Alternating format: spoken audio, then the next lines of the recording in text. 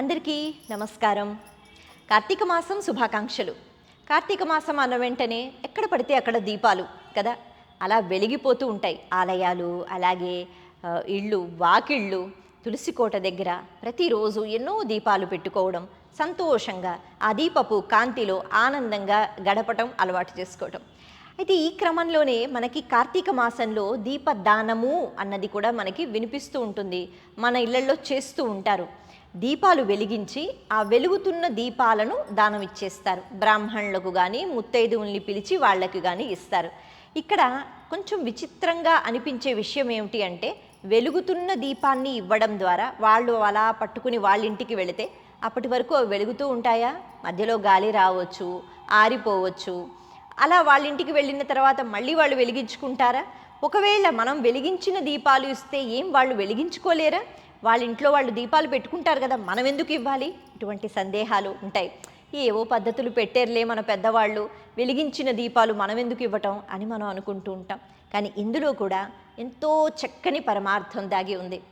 ఆ విషయాన్నే ఈరోజు మనం చెప్పుకుందాం. దీపము అంటే కేవలం వెలుతురు అన్నది కాదు. వెలుతురు కోసం ఇప్పుడు మనకి ఎన్నో పరికరాలు ఉన్నాయి.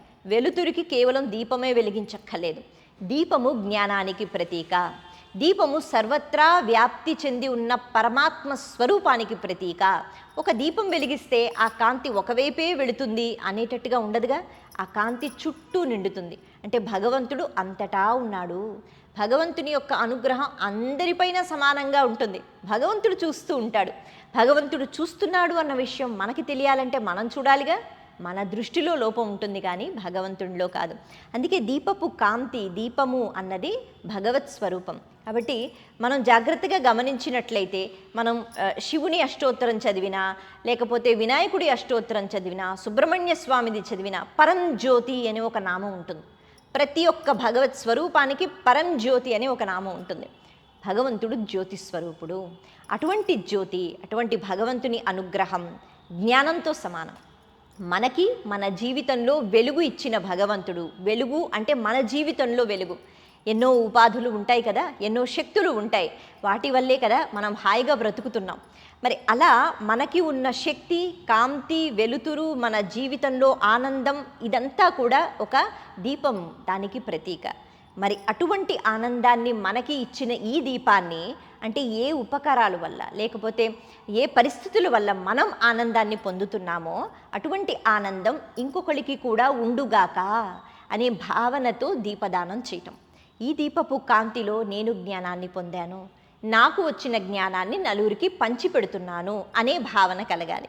దీపం అంటే జ్ఞానం కదా. మరి అటువంటి జ్ఞానాన్ని అందించిన దీపాన్ని నేను పెట్టుకుని నేను మాత్రమే జ్ఞానం సంపాదించి దాంతో నేను వెళ్ళిపోకుండా ఇదిగో ఈ జ్ఞానాన్ని పంచిపెడుతున్నాను అనే భావనతో దీపాన్ని ఇవ్వటం. అంతేకాని వాళ్ళు వెలిగించుకోలేరు అన్నది కాదు. అలాగే ఈ దీపాలు అన్నవి పిండితో తయారు చేస్తారు. ముఖ్యంగా ఇవి బియ్యపు పిండితో తయారు చేస్తారు. బియ్యపు పిండితో తయారు చేసి చక్కగా అందులో ఆవు నెయ్యి వేసి వెలిగించి ఇస్తారు. చాలామంది ఈ ప్రమిదలను చక్కగా స్వీకరిస్తారు, అంటే తింటారు. ఎందుకంటే ఈ మాసంలో మనం చెప్పుకుంటున్నాము, బయట చలి ఉంటుంది కదా, వాతావరణంలో మార్పు, శరీరంలో కూడా అనారోగ్యం వచ్చే అవకాశం ఉంటుంది. కాబట్టి ఈ బియ్యపు పిండితో దానిలో కొద్దిగా బెల్లం కూడా కొంతమంది వేస్తూ ఉంటారు.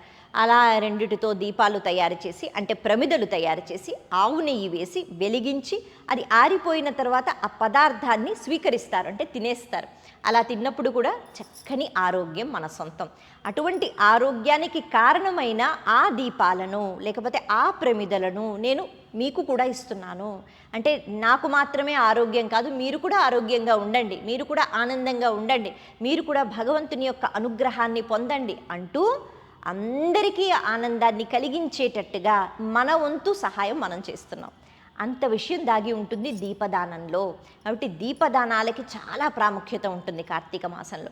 ఎంతసేపు ఈ వెలుతురు, ఈ జ్ఞానము, భగవంతుని అనుగ్రహం నాకే, నా కుటుంబం వాళ్ళకే అని కాకుండా బయట వెలిగించటం, అలాగే వెలుగుతున్న దీపాలను దానం చేయటము అన్నది కనిపిస్తుంటుంది. కాబట్టి ఈ దీపదానము విషయంలో ఎక్కువగా మనం పిండితో తయారు చేసినవే కనిపిస్తాయి. అయితే ఇంకొక మాట కూడా మనకి వినిపిస్తూ ఉంటుంది. పూర్వం అందరి దగ్గర బంగారము వెండి పుష్కలంగా ఉంటూ ఉండేది. కాబట్టి వాళ్ళు ఏం చేసేవారు అంటే కార్తీక మాసం ఉన్నవాళ్ళు ప్రతిరోజు కూడా వెండి దీపాలు, అందులో బంగారు కాడ ఉంటుంది, అందులో ఒత్తి పెట్టి, అంటే కాడలోంచి ఒత్తి తీస్తారుగా, అలా కాడ ఉన్న దీపాలు తయారు చేయించేవారట. ప్రతిరోజు దానంగా ఒక్కొక్కరికి ఆ వెండి ప్రమిదలు ఇస్తూ ఉండేవారు. మరి అంత స్తోమత లేని వాళ్ళు కార్తీక మాసం అంతా చివరి రోజు అంటే ఒక్కరోజైనా ఈ దానం చేస్తూ ఉండేవారు. మరి ఇప్పుడు అలా కూడా మనం అంతగా చెయ్యలేం కాబట్టి బియ్యపు పిండితో అయినా మనం దానాలు చేసుకోవచ్చు. ఒకవేళ చేయగలిగితే ఖచ్చితంగా వెండి దీపం ఒకటి తయారు చేసి, చిన్నదైనా పర్వాలేదు, అది ఎవరికైనా దానం చేయటం, అర్హత ఉన్న వాళ్ళకి దానం చేయటం అన్నది ఇక్కడ మనకి ఇంకొక విషయం కూడా కనిపిస్తుంటుంది. ఇలా దీపదానాలు అన్నవి అలవాటు చేసుకుని మనలో ఉన్న జ్ఞానము, విద్య, లేకపోతే ధనము, ఇవన్నీ సంతోషానికి కారణం. అటువంటి సంతోషం అవతల వాళ్ళకి కూడా కలగాలి అనే భావనతో దానం చేస్తే ఖచ్చితంగా మన సంతోషం ఎప్పుడు నిండుగా ఉంటుంది. మనం ఎప్పుడు జీవితాంతం ఆనందంగానే ఉంటాం. మరొకసారి మీ అందరికీ కార్తీక మాసం శుభాకాంక్షలు. నమస్తే.